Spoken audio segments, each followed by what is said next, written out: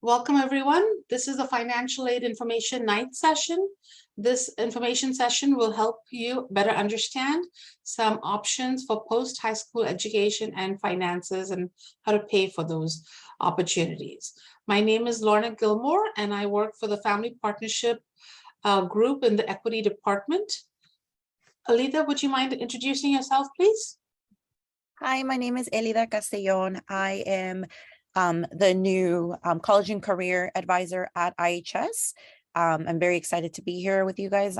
This is something that I've done in my personal life, and I'm really excited to be here sharing with everybody this valuable information. Thank you.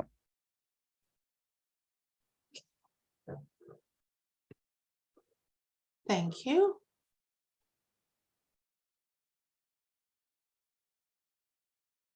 So the purpose of this information session is to explain what is financial aid, what is the difference between financial aid, student loans, and scholarships, what's the difference between FAFSA and WASFA. Honestly, I just learned those words in the past 6 weeks, so this is new to me too. When should you start the process for applying for financial aid? What are the requirements? And what is the timeline for applying for aid in high school? So when your child completes high school, they will have several options. And one of the options, these are some of the options they might be considering. So they can attend a 4-year college or university program. They can choose to attend a community college and do an associate's degree. And that's usually a 2-year program. They can attend a technical college such as Renton Technical or Lake Washington. And that's usually a 1 or 2-year program. There's an option to enlist in the military, or sometimes students get a job as they're trying to explore what they're going to do in the future. Now, many parents asked, or many of you asked for a timeline in your request as you registered. So the timeline for this is, honestly, if your child is, 9th or 10th or in middle school, what your options are is that you really don't have to do anything for financial aid per se right now. In 9th and 10th grade, you're just going to be taking the regular classes. This is if you're planning on pursuing 2-year technical college, a 2-year college or a technical college. Make sure you're receiving passing grades, because the key is making sure you have enough credits to actually graduate, so you have these options. It is always a great idea to participate in extracurricular activities such as clubs and sports, because it looks good for whatever you're choosing to do later on. And it's also good to meet people and be a well-rounded student. And then in 11th grade, that's when things really start happening. That's where you're really paying more attention to this future plan that we're going to be working on. So students will continue to take the necessary classes to graduate. And at this point, they're going to start focusing their classes more on their interests. They're going to double check that they are on the path to graduation, that they have the necessary graduation requirements. They're going to consider what career interests they have. If you have a child in 9th grade, your child would have completed some activities in high school and beyond in Zello probably today in the class, since there was no actual regular classes in 9th grade, at Issaquah High School at least. If they're interested in a technical college or community college, 11th grade is a great time for them to start looking at different programs at different technical colleges or community colleges to see what's the expectations, what's necessary to get into those programs. It's a great idea to start visiting the College and Career Center at this time to discuss options and plans for post-high school, and visit your school counselor also at this time. So usually school counselors really don't meet as much with 9th graders regarding post-high school, but the student and parent can make an appointment sometime this year, next year, to talk about graduation classes, course selection, but really looking for beyond that. Students usually wait about the 11th grade year. And of course, again, continuing participating in extracurricular activities in 11th grade also.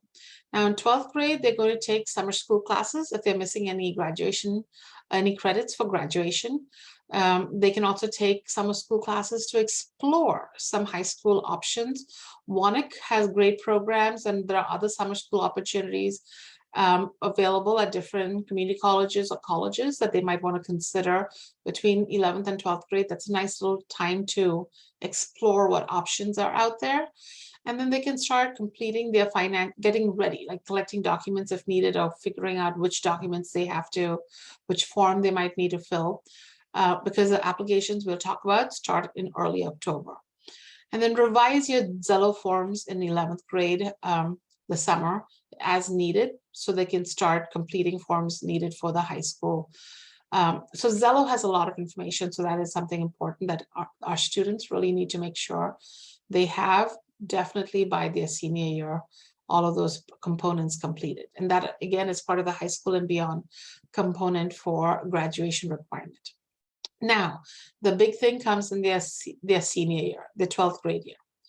In the senior year, it's in the beginning during the fall that they're going to start completing the financial aid forms. They're going to spend a day to make sure that they are on track.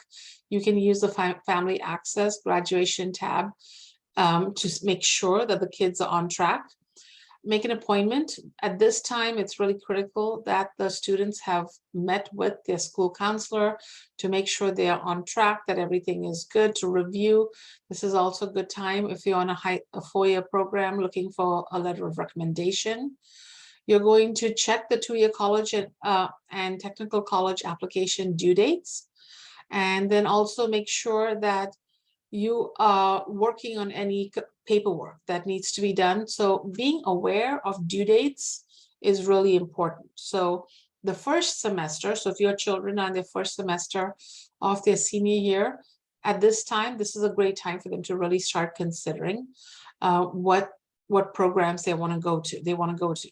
Now, if you are pursuing a 4-year degree, it's very similar to what you're doing in the 2-year degree, but of course, it's just a lot more advanced because 4-year programs are more competitive. And so you're going to be doing a little bit more to get ready to have a more robust classes that you're taking to show the 4-year colleges that you are more prepared and that you're a better candidate for them to accept you. So in 9th and 10th grade, your students might be taking more advanced classes. You're making sure that your grades are B or better. You're participating in clubs and sports just so that you're showing your well-roundedness. Because nowadays it's not just about high grades, it's also about the well-rounded, the happy, the well-adjusted students, because so many kids are struggling with anxiety, depression, and other concerns as they get into high school, so into colleges. And so colleges are really considering what does that child look like, and what is their future going to look like once they start college and are more independent in doing all of this work. In 9th and 10th grade, they can start registering to take the practice ACTs, SATs. In 9th and 10th grade, they're already taking the PSATs. So at this time, they're kind of considering what this testing, especially 10th grade, might look like. Also note that some colleges don't need or don't use ACT and SAT tests. So this is something we're going to talk during 11th grade. So in the 11th grade, the junior year, they're going to continue taking, but this time most likely it's going to be advanced AP classes or IB classes. Grades do matter. And so B or above is really, really helpful for many of the more competitive colleges and university. Double check again, just like you did if you're on the 2-year pathway, that you are going to graduate. Sometimes kids are surprised that they're missing, maybe they're new to the district and they're somehow missing this 7th grade the local Washington State history or something. And so sometimes things just get missed. So double check that. It's always good to double check that, especially by your junior year. Make a list. Now this is different. So in your 11th grade year, this is a part of the timeline, start considering colleges and universities that the child might want to attend. Look for the admissions requirements on their website, because this is key. It's going to talk to you because Washington State has the requirements that are needed. But if you're going to a college outside Washington State or a private college, they might have some different requirements than the Washington State requirements for all public schools to have, students to have to graduate. Again, look at the career interests in the Zello. In Zello, make sure they're completing all the surveys and activities. So look for what programs that they're interested. Visit the College and Career Center to discuss options. So being familiar with the College and Career Center is really helpful, even in their 11th grade, their junior year, because a lot of colleges are visiting the school and they're doing presentations. And so that gives the students a little bit more information as to what to expect at certain colleges, especially if they haven't traveled or have friends or family who live in other areas, that they might not be familiar with those schools. Making sure your junior year, again, that you're visiting the school counselor to discuss graduation plans and post-high school. And then again, continuing to participate in extracurricular activities. And just as a 2-year program, for the 4-year program, you're going to do the summer school classes if you want, and revising your financial aid, looking at your Zello again. But for 4-year college during the summer, you might really consider doing either in-person college tours. You might hear of many students who go and visit different campuses during the summer between their junior and senior year. So they have a better understanding and an idea of the area that they're going to be applying for, because sometimes kids apply to a school, they move there, and they absolutely hate that environment. So, you want to make sure that they are aware of what that looks like. Sometimes if it's not possible, cost prohibitive, or for whatever other reason, make sure you're doing the virtual tour. Trying to get as much information off those different schools as possible. So again, this is summer between your junior and senior year, because you need a lot of this information quite early on for your application and financial aid information.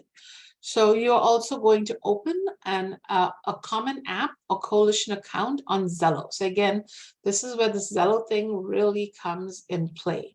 So you need to open one of those 2 accounts. This is also where, having done your homework for which colleges you're interested in, come into play, because some colleges want your application and everything on coalition, and some of them want it on common app. So you need to know which one, and I can't tell you the list. You really have to do this because it's different by the many different schools around the country. So you need to go to Common App and to Coalition and know which college uses which one of those 2 apps. And usually all of the paperwork is done using these apps to submit all of these different pieces of documentation. So do your homework your 11th grade year, so in the summer what forms you're going to be needing to fill, and start opening the Common App or Coalition app on Zello. You might be taking summer school classes again. So all of that will be done. And then finally, this is a big one. So that leads us to our senior year, the first semester of 12th grade. So request letters of recommendation starting in August, right when school starts, or September, from school counselors, former teachers, coaches, club advisors, volunteer coordinators. So as your children making contacts and meeting people starting in 9th grade year and on, keeping those people in mind. Your behavior, the leadership, all of those things really matter, because that'll determine the type of letter that person is going to be writing, how well that person knew you, what kind of leadership skills your child demonstrated in that group or in that club or in that sport. Also, just so you know, at this time, colleges are better understanding that some students cannot all be doing clubs and sports, and some students, especially in the junior and senior year, have to work for a living. So very often colleges are also looking for letters of recommendation from the supervisors or managers of different companies, and they're looking again for leadership of responsibility, of what kind of student that they were, because that gives people from different socioeconomic backgrounds an ability to join. Because if you cannot join sports because you have to work after school, that is also accessibility feature, and so aspect for financial and going into colleges. And so colleges are taking that into consideration. So if you don't have an application, and I forgot to put that in your letter of recommendation for an employer, that is also one of the possibilities. Complete the application to colleges or universities. So that's also going to start happening their first semester. They're going to take their final SAT and ACT tests. If they're unhappy with the previous scores, and then boom, the reason you're here. October 1st is when the forms start filling out. We'll go into more details about that. You can start completing your financial aid forms also this first semester. You need to also, just as you did for a 2-year college, check that you have all the graduation requirements so that you can go to college, that you can graduate. So that's one, but you also want to make sure that you have all the requirements for the colleges that you're interested in, because sometimes to graduate and sometimes to go to certain colleges might be two different things. So this is where your homework comes into play. So the homework you do in 11th grade year is going to keep you more prepared for the different colleges that you're interested in your 12th grade year. So just make sure, you might want to prepare for more colleges than you actually apply for, just so that if you change your mind, you have that flexibility. So check that you have all those requirements. Make an appointment again your senior year with your school counselor to make a list of questions or review things you need to complete as you get ready to graduate, and then continue to participate in extracurricular activities such as clubs and sports. So Alida, would you like to do this slide? Thank you. Sure, definitely. So admissions to institutions and after high school. So like Lorena just said, the 4-year colleges and universities, it's very, very important for us to really nail to the students. I know on my end, when they're coming into the College and Career Center, one of the first things that I ask them is, are you on track to graduate? What is your GPA? We need to take into consideration that there is hundreds, if not thousands, of students that are trying to apply to get into these institutions. So making your students stand out is key for the 4-year institutions, particularly if they're going into high sought after careers like at UW for their STEM programs, so science, engineering, anything of that nature, making sure that they are on track, their GPA is high.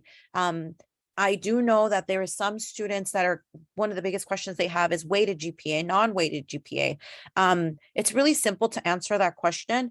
A weighted GPA is based on AP or any kind of classes that are taken at a higher level, advanced placement classes. That's going to be considered to a weighted GPA, and that's going to bring your students' GPA level higher than average general education classes. And then that would be an unweighted GPA, which is the regular ones that we use in our district. Like I said, those classes, make sure that your student is at least taking 1 or 2 classes per year that are AP or advanced classes. If they don't participate in sports, but they are active in other community organizations, even churches. I know that some students, they don't really necessarily participate in extracurriculars at school, but they do participate at church or other organizations. That is very important. Letters of recommendation from them are going to speak high volume, because more than likely these students are going to be participating in these organizations for longer than just 1 or 2 quarters, as they would be if they were just to play volleyball or whatever sport they would be playing. So don't disregard whatever thing your student is doing outside of school, even if it seems like, oh yeah, I forgot that they do food bank and they go once a month. Those are very important because it shows what kind of person they are outside of school. So that's very important. Let's take that into consideration, that those also count as letter of recommendations. The essays, student essays are prompts, particularly that are giving through the college and the universities. I know that on Common App in particular, there is at least for this year, for our seniors, they are completing a optional survey that is, how has COVID affected them in graduation, or how has it made them a better person? Some universities will not read those. They're great unless it was given specifically from that university or that college that they want a specific prompt. I am telling students to write on those rather than the ones that are on the Common App or the Coalition app. because they're so generic and you want to voice yourself particularly to each school. So that is very time consuming. And that's one of the things that I have every single student that comes into our center, particularly at Issaquah High. We set up multiple meetings because each individual essay has to be catered to the prompt for that school. It can't be a generic one that you just kind of remove the school or institution name and then insert another one. They're very specific. And I have heard from admissions representatives that they can tell when a student has tried to use that particular essay and fit it into another school because it doesn't fit the exact prompt. So you have to make sure or let your students know that when they are writing an essay, it has to fit the exact prompt. And then the registration process, again, it's been mentioned. There's Common App. I know that that's one of the ones that most of our students have been using. And then there's also Coalition.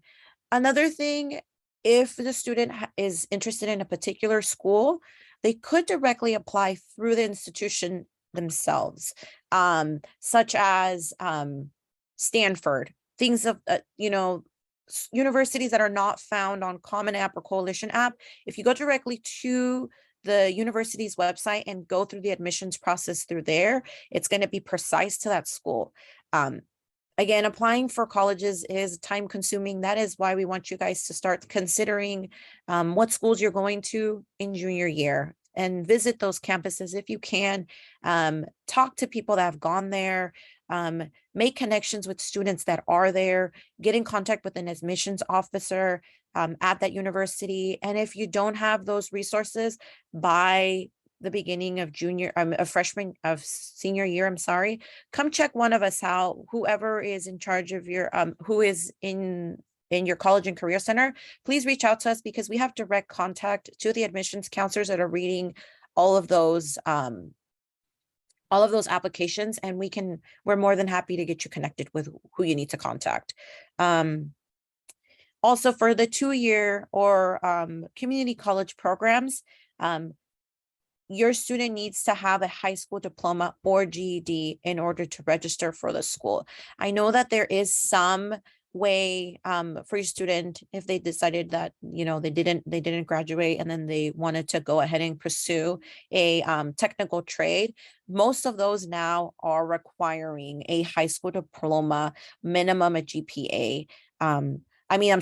Minimum a GED. So if your student is considering wanting to do that instead of attending a 4-year university, make sure that they are on track to graduate. And if they are not on track to graduate, setting up some form of them to receive at least a GED. And you do that directly. There is no Common App.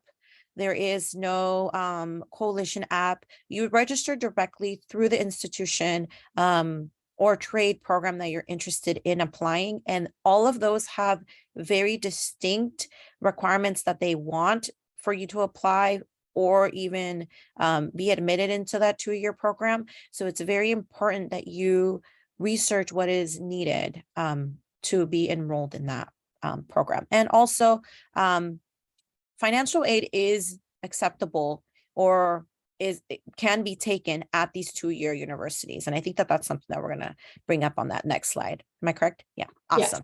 So in the next few slides, we'll talk about the fact that financial aid is available for all of these post high school education programs.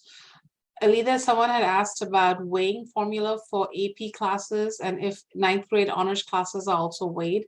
I don't know the answer to both of those questions. I'm not sure if you do, and if you're not sure, I can find out from one of the school counselors and put it as a FAQ in the follow-up email.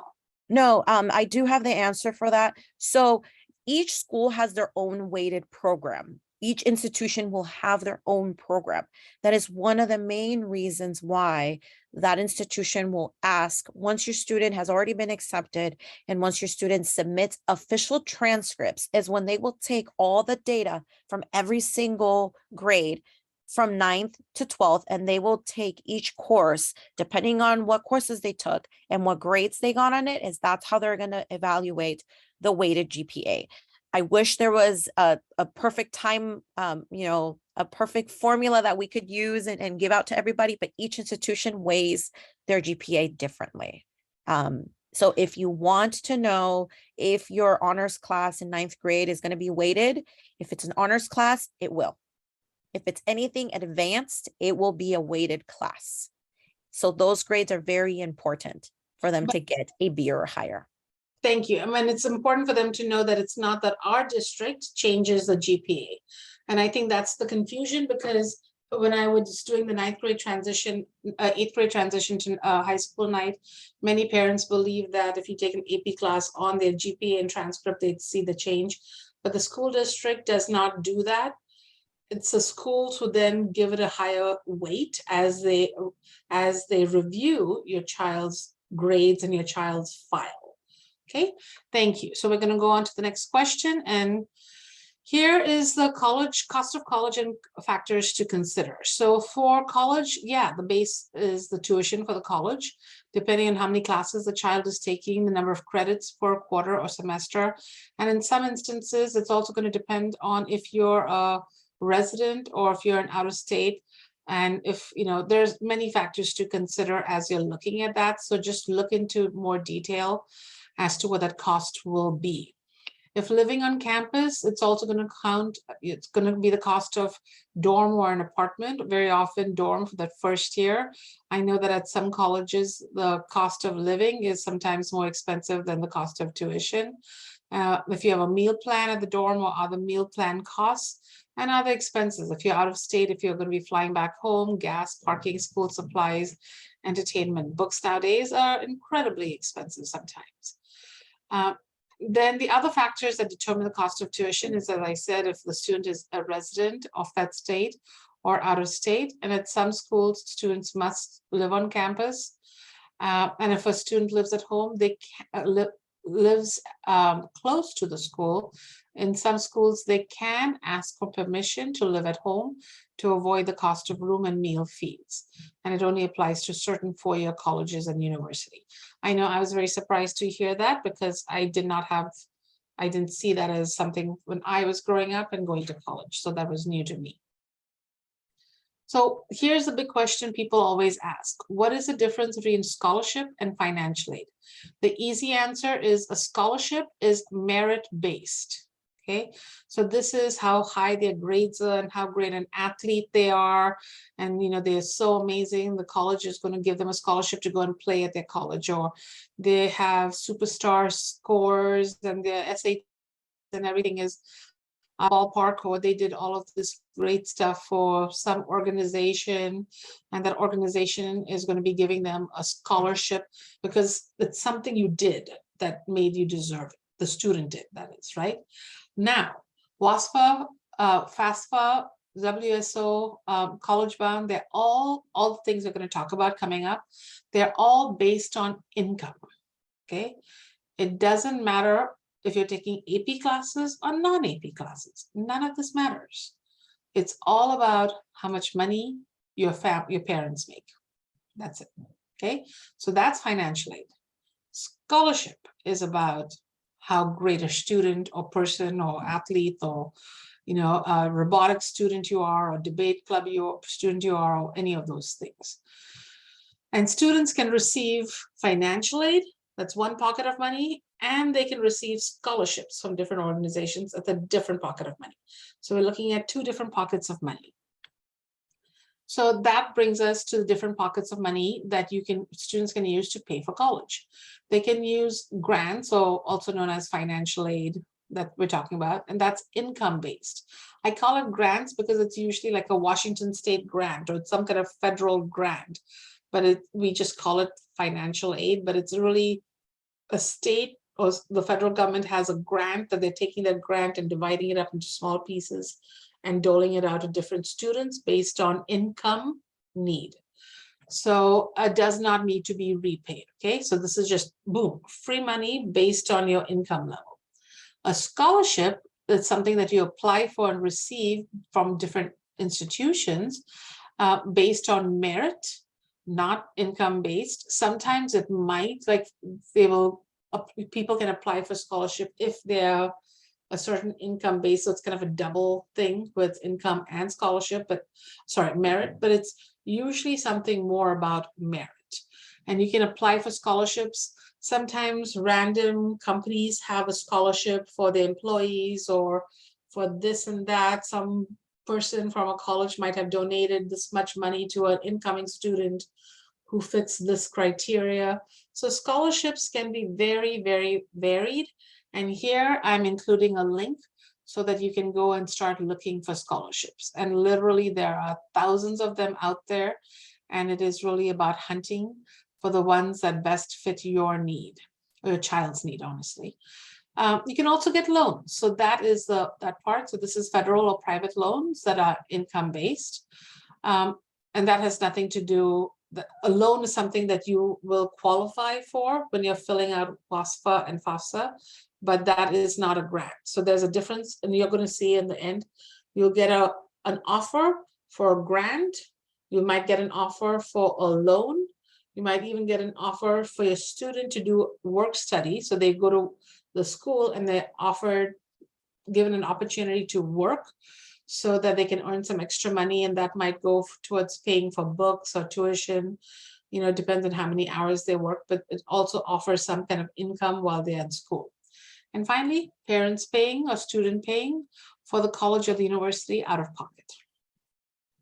So FAFSA, what is FAFSA? So it's lots of acronyms here, and it basically means free application for federal student aid. And it's an application, really. FAFSA is an application. So you fill out this application, and by filling it out, you will find out if you're eligible to get federal government grants. So this is, again, that free money. This is not the one that has to be paid.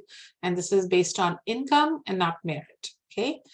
And when you fill out the form, you may also be offered a loan or a work-study student employment program. So it's not based on academic achievement, purely based on financial need. Now, this is a key.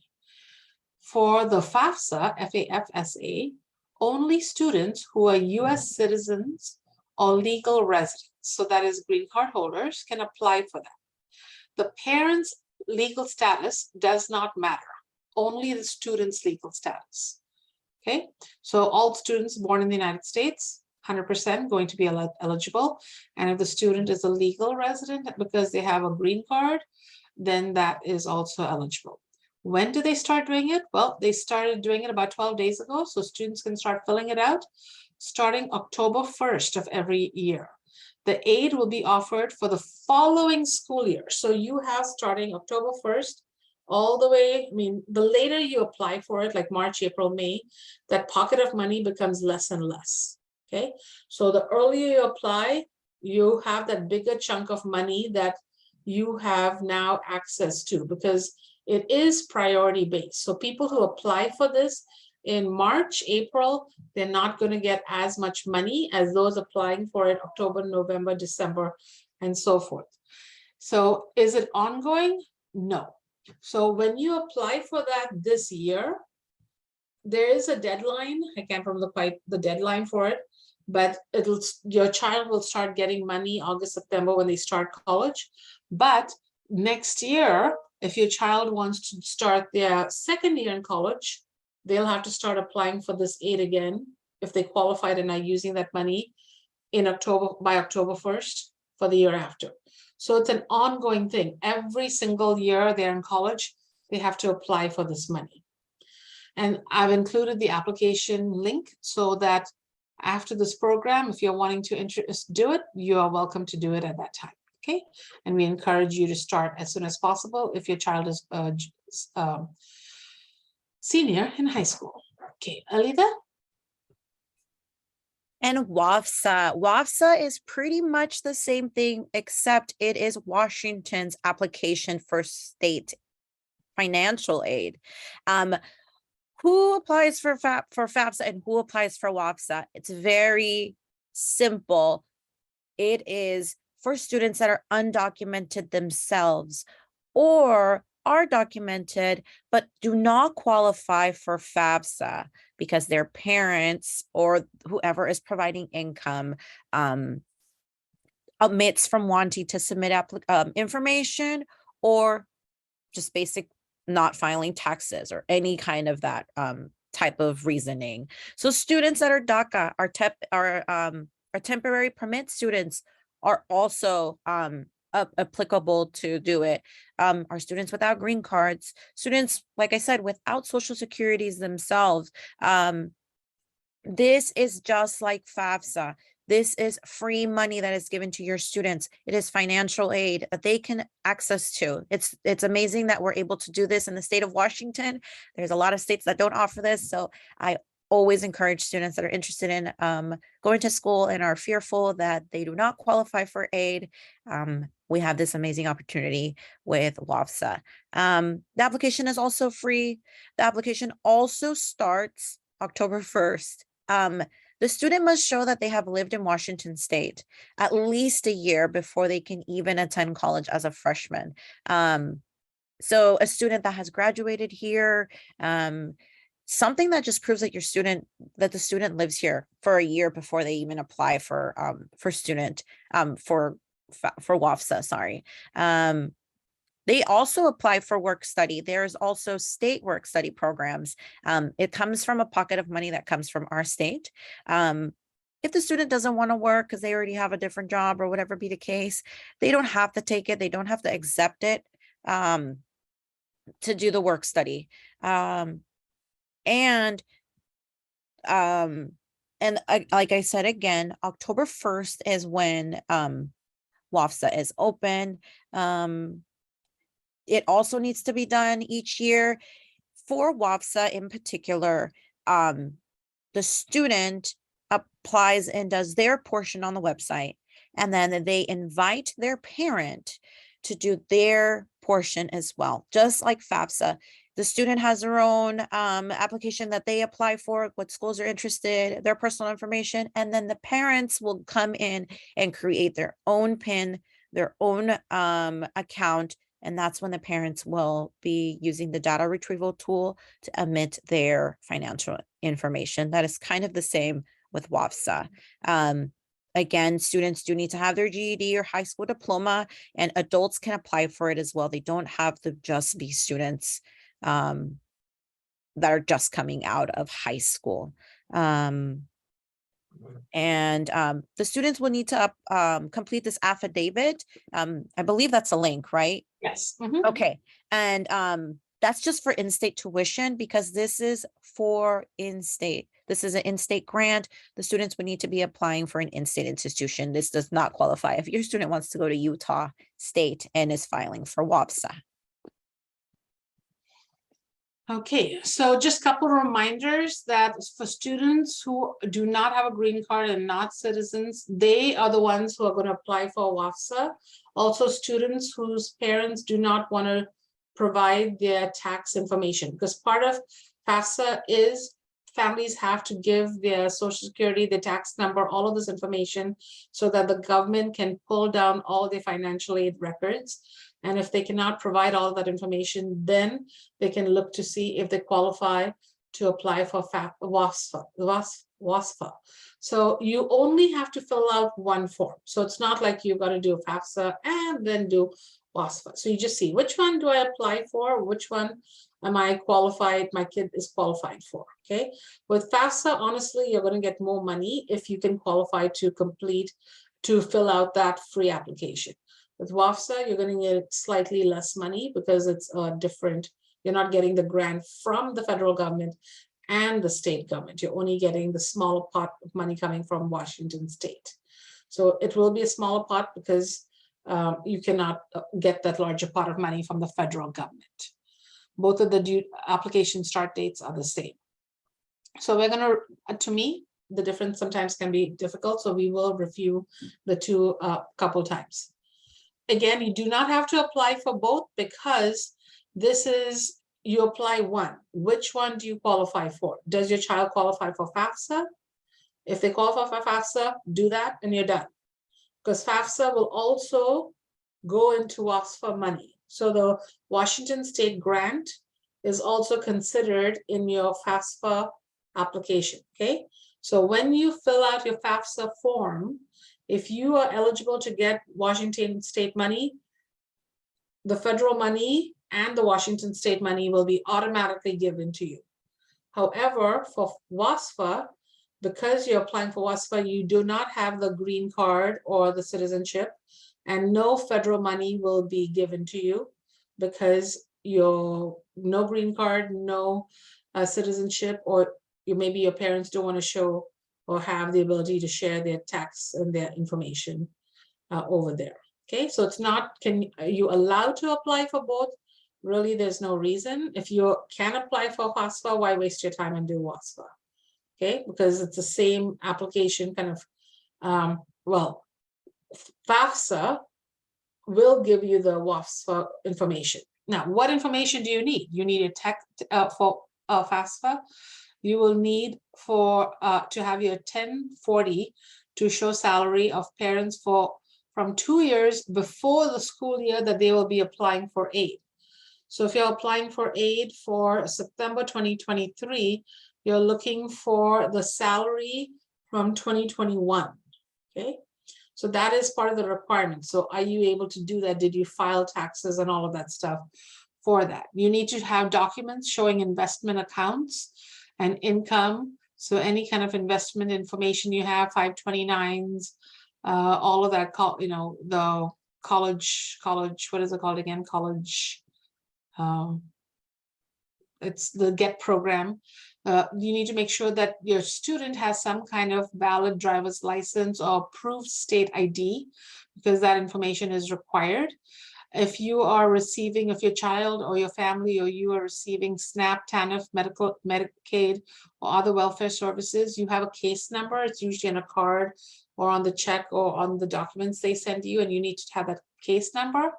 If your parents are separated or divorced, I'm talking kind of for the child perspective, use the salary of the parents with whom the child lives primarily most amount of time. You also need to have, so this is why in 11th grade, your junior year, it was important that you do your research. You need to have the list of colleges the students will be applying for, because when you apply for the college, your college is going to, when they're looking for your acceptance letter, once you get the acceptance letter, then they send you a letter saying, here is the scholarships, the grant, not scholarships, but here's the federal aid we are offering you. And we'll talk more about that in detail at the end. But the colleges access this information. The financial aid offices of the colleges access this information, and they know how much you're receiving.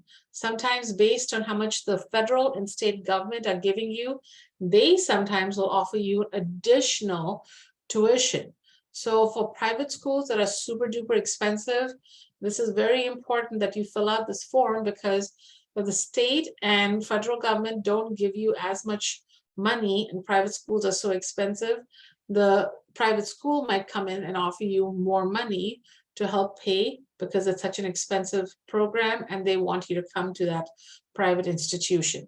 So having that information as to what college you want to apply is important, because you need to be able to share that information in your application process at that time. So if you're applying this month, you need to have a nice robust list of how many or what colleges you're going to be looking for, so that FAFSA and WASFA can then share that information with that institution. Okay, so keep that in mind. Now, a reminder, FAFSA is only for students whose parents do not have a social security number.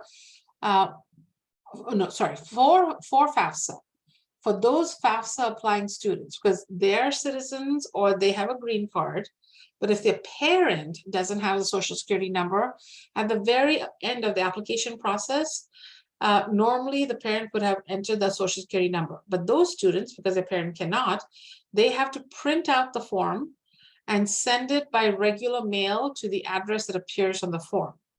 And when that question comes for the parent's social security number, they have to enter 000 when asked about that. Do not use your ITIN number. If the form shows an error message, hit enter 3 times and the system will override the error. This is a known issue, but this is only for students whose parents don't have a social security number.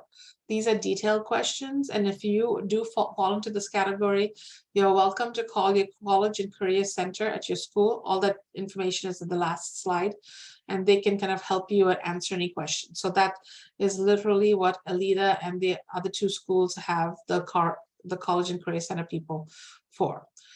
Students should start the process by getting the FSA ID. Okay. And this process, it accesses, the process is to access the form. Once they request the FSA ID, it can take up to, sometimes it'll take 5 minutes, but it can take up to 5 days to create and send a username and password so that you can start filling out this form. So, let's say you want to fill out the form today. You may not be able to, because you first have to get your FSA ID, get your username and password, and when you get all that information, then you can fill out the form. So get your username and ID first so that you can start creating that account. So then you can start going as you're collecting all of this information. Now for WAFSA, once the student has completed the online information application, they should send an email to the parent asking the parent to sign the form. The form will not be considered fully complete until the parent signs it. So both of these things are things that I have heard that have caused students not to have their applications considered on time. They do the online part, but because the parent has to sign it for WAFSA, and then for FAFSA, they have to print it out and have the parent sign it. Sometimes that delays the process because they don't realize that WAFSA and FAFSA will not consider it at all for FAFSA until they get the printout if the parents did not have a social security number. And for WASFA, that was the FAFSA. For WASFA, if the parent did not complete their form, that part, okay? So this is a two-parter for WAFSA. So once your child fills it out, make sure you're right there ready to do your part of the form. Now, some students do not need to have any parent information because that child is orphan on the foster program, was born before 2020, which is none of our students right now in the Issaquah School District in K-12 programs, is married or is a veteran. Okay, so that's the only time when kids, if you meet one of those criteria, one of those 4, then you don't need any of your parent information. One thing I do want to add to that last slide as well is when your student is filling out their portion for the FAFSA for getting their FSA ID, make sure they're using an email that they have access to all the time. And that is a safe and secure email because they will not be able to update that. That will be their email. That FSA ID will be the same one they will use time and time again every time they apply for FAFSA regularly. So make sure it is an email. Do not use your school email. It's more than likely you won't have access for it. 3 years or 4 years after you graduate the Issaquah School District, you'll probably forget your password by then. So please, I do stress this to students, use an email that you know you're going to have safe and secure for at least 4 years after that. That's all the only thing that I want to remind everybody, because that's going to be something they're going to need for that FSA ID. Okay, good point. Thank you. Okay, so financial aid offered by the college and university. So some colleges and universities require an extra application form for student financial aid called CSS. Okay, so check with the college. So this is again the homework you do in your junior year. Check with the college or the university that you're applying to see if they have their own financial aid application in addition to WASFA or FAFSA. Students can complete the CSS, this is that application, on the College Board website, and it costs $25 to send that financial aid form application to one school and $16 for each of the next few schools. There is a waiver that can be given to students that qualify for a waiver on the ACT and SAT testing. And that's usually our students on free and reduced lunch. So if you qualify free and reduced lunch, that's most likely you're going to be able to get a waiver and not have to pay for the CSS profile applications for specific colleges that do not accept the WASFA or FAFSA forms. But just a reminder that most schools do take it. Okay, and then private schools usually offer the most additional financial aid. So be sure to check the financial aid eligibility requirements if applying to private schools. Many people think, oh, private schools so expensive, we're not going to be able to afford it. But sometimes private schools will come in and offer additional financial aid based on, again, your income eligibility. So this is based on income, not a merit thing. For students, because they also want to make sure they are being, accessible to families that are low income and not just being exclusive and not allowing those students in, students who might not be able to afford some of these private colleges. Now, there's another scholarship opportunity that is, again, very much for income, but it's also a scholarship. And this is for students who are interested in a high demand trade that's in, such as STEM and healthcare. Okay, so those going into science, technology, engineering, math, or healthcare fields. So if you're applying to want to go to a college, if your child wants to go to a college in one of those fields are considered high demand fields. And if you're interested in going into one of these high demand fields in Washington State through certificate, degree, or even apprenticeship program. So this could be technical college for, let's say a phlebotomist or a medical assistant or something. So this is also a community college or technical college applications. They want to create a college to career pipeline for those who are furthest from the opportunity, especially for women, students of color, or first generation students going into these fields. So there's a 2,500 degree scholarship for those students. I think the second year it goes up to 3,000, and then I think it goes up each year that they stay in the program and stay in and continuing getting their degree in one of these high demand trade fields. So that is another opportunity for a scholarship for students. So very often with females, students of color, and first generation students apply for that. College Bound is income-based opportunity, and an automatic grant from the Washington State is given to students who qualified for free and reduced lunch in 7th and 8th grade.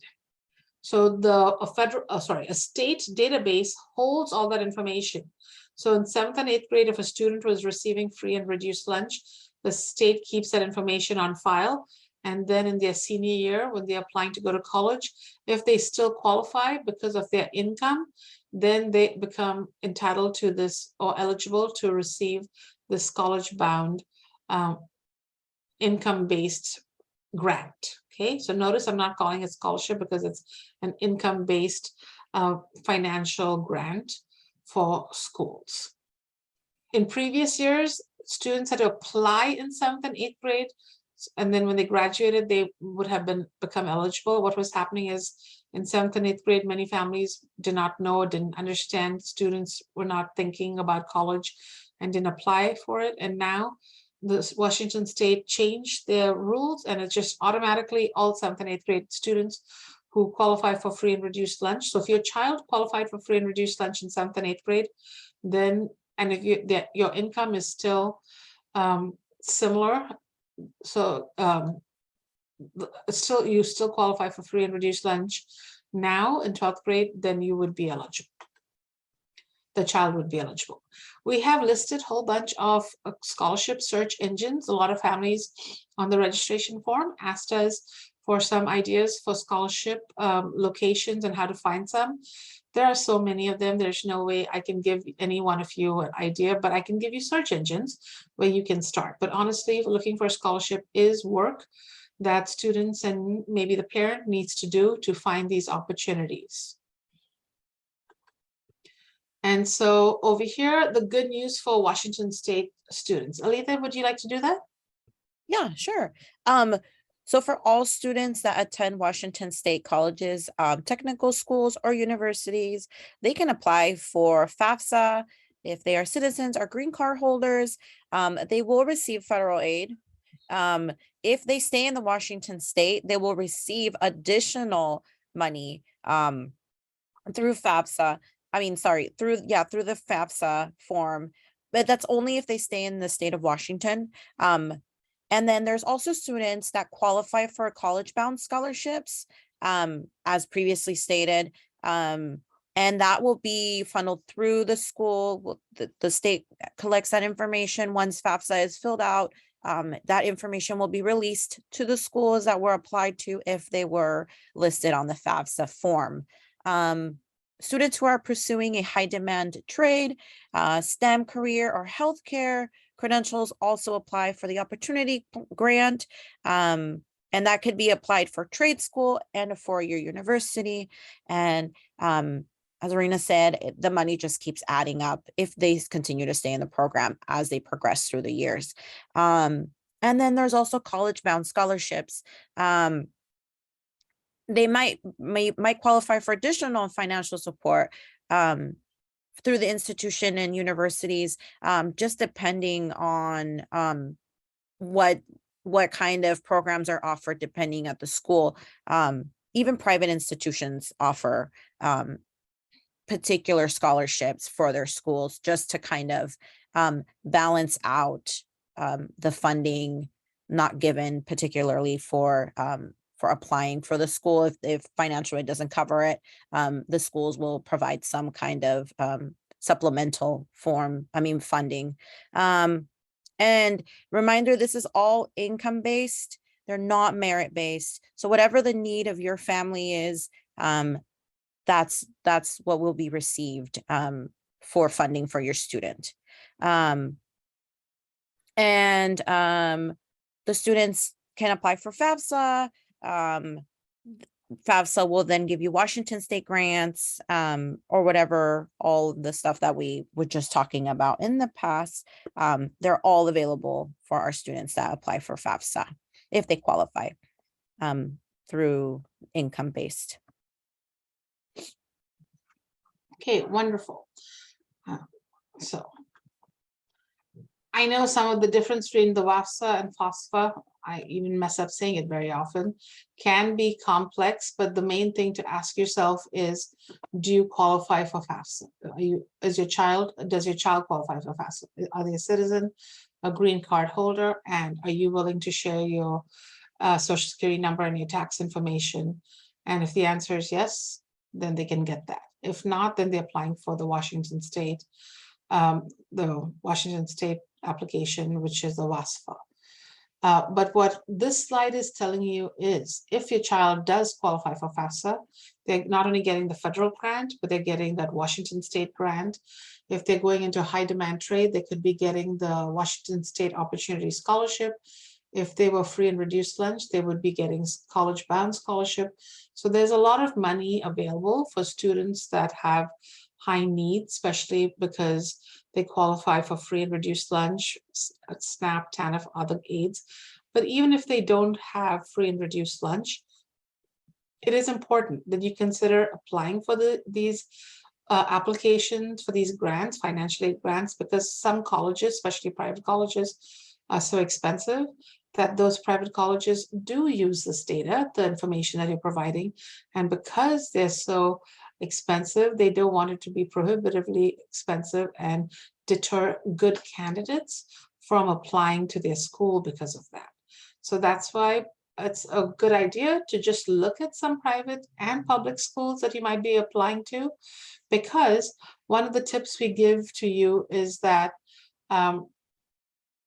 wait until you get all the acceptance letters from the schools, because after you get the acceptance letters, then over here it says a financial aid offer, a letter will be sent to students.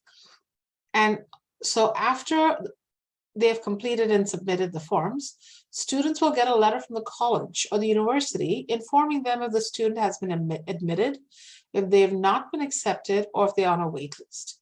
Now, the school Once they have admitted the student, the school will then access the WASFA and FAFSA form, because you as a student or as a parent put that information on the application. So then the school has now access to this information, their financial aid office, to then look at this information. And then based on that, the school may offer, so that's the university or college, may offer additional aid. So that's why it's helpful to do both, the private and public schools. If the student has good grades, essays, letter of recommendations, the school may offer the student a scholarship, which is merit-based, or they might offer the student additional financial aid, okay? Because very often many colleges also have grants to give students, okay? Private grants, private schools sometimes, private colleges sometimes have big grants. So based on all of this, a financial letter will be sent out after the college admittance letter, okay? So after the college admittance letter, a financial offer is sent to the student. The financial offer provides the student with information on how much money the student will receive from federal aid or state aid. If there's other scholarships in play, it'll be listed there. If there's work study opportunities, it'll be listed there. Remember, your child doesn't have to accept the work study offer. They're just saying that if they need more money, they could potentially work and earn this much money. And work study jobs are usually on campus or off the college campus, and they're usually a little bit, I call them a little bit lighter, because it's things like working in the library, working in, you know, different offices, and so they can sometimes study or do other things or convenient to get to and receive money. And then in that letter, there's also going to be loan information if your child does qualify for a student loan. And so maybe you need financial aid in the form of loan because you make money, but you don't have enough money to send your child to school. So this is where you're also going to get that information all in this letter. And that letter looks something like this, where it's going to have the information about which campus that you're living on campus, number of people in the family, number at that college. And that's sometimes important because if you have multiple kids in college, then that is, you know, bigger hardship for payment. And so they factor that information. But here you can see that there was a grant given from the university. And then you can see there's a grant given from the federal government. And then this is, it says Massachusetts grant because this is a example for Massachusetts, not Washington State, but otherwise it would say Washington State grant, right? So this student is getting a grant from the college, a grant from the federal government, a grant from their state, and then they've been offered a work study program, some money for fall, so they can up to $750 for the fall semester. Then they are being also offered a loan for $1,750 and an unsubsidized loan for $1,000. So that's all the money they're offering for the fall semester and all the money they're offering for the spring semester. So then the parent has the option to accept or reject whatever they want. So then it's also telling you that the student had applied for outside scholarships, and these are the scholarships: Boston Karate, Computer Science League Scholarship, that the student is bringing with them in addition to the table. Okay, so it gives you all that information. But this is what a financial aid letter looks like. So one of the things we recommend is wait for your financial aid letter from your university, especially if you're looking at potentially going to a private school also, before you decide if finances are a concern. If finances are not a concern, you know, students might accept their first choice.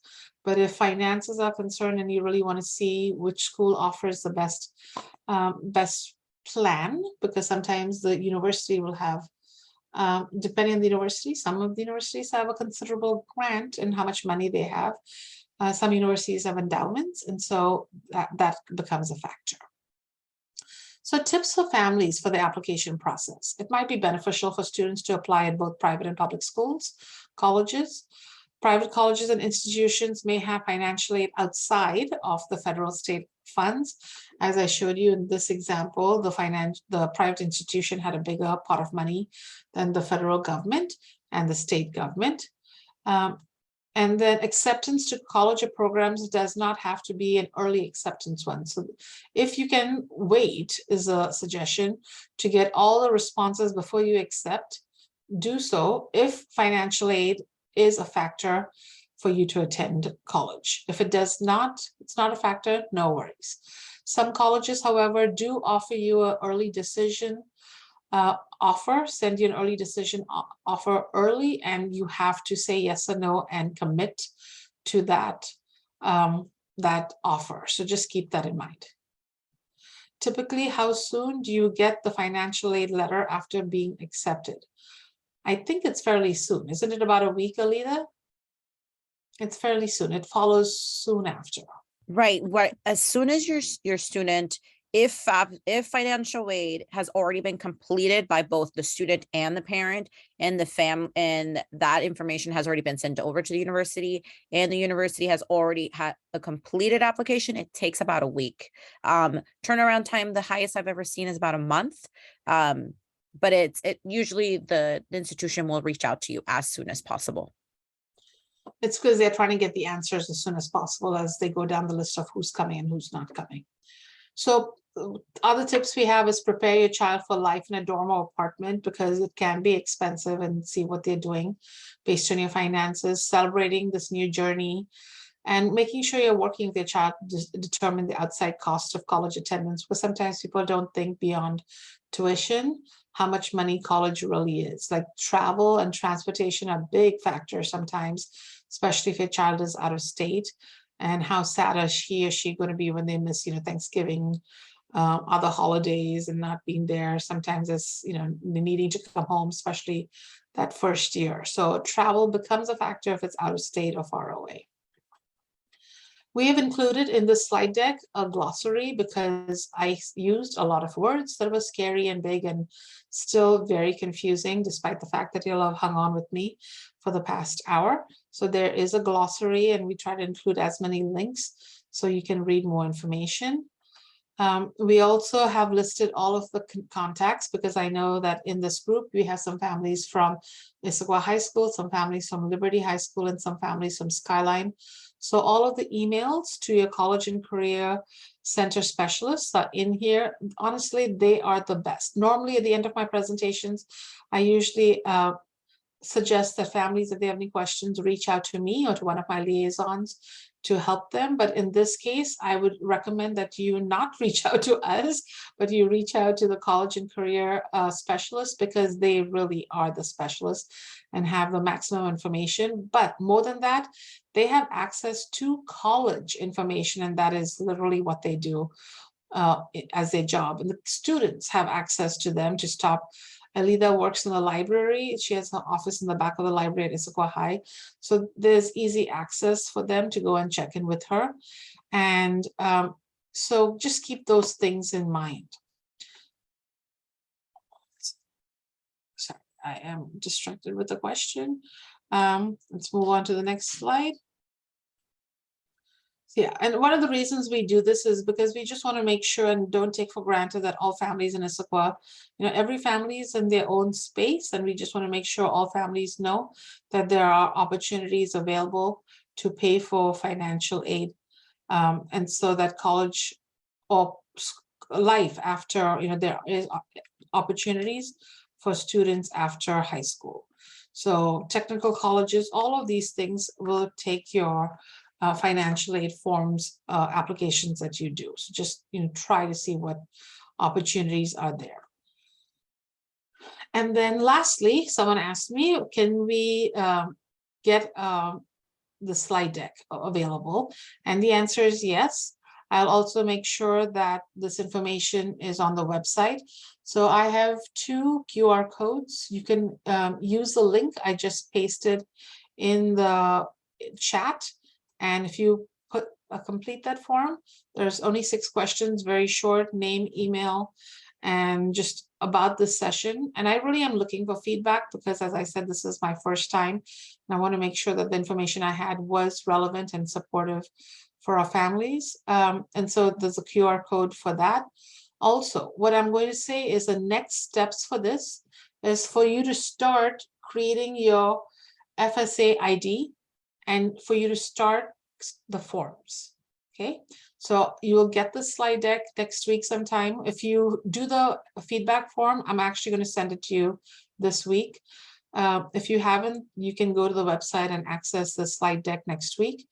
But if you fill out the form, I will be mailing it all to people who finish the slide deck this week, tomorrow.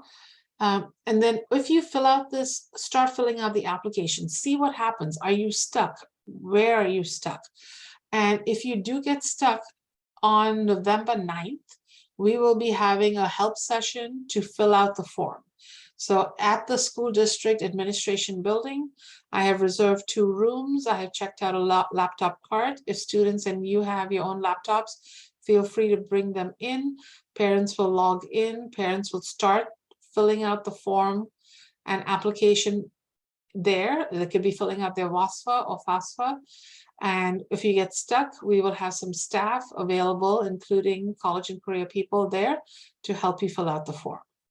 Okay, so just basically people on hand to give you to get help.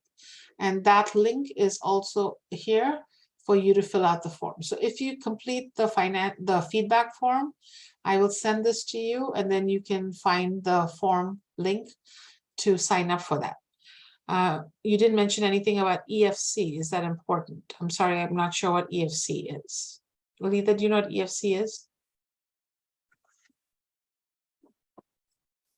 The EFC, I don't remember. I think that's the, I want to say it's a data retrieval tool, Oh, but I'm it's not an sure. estimated family contribution.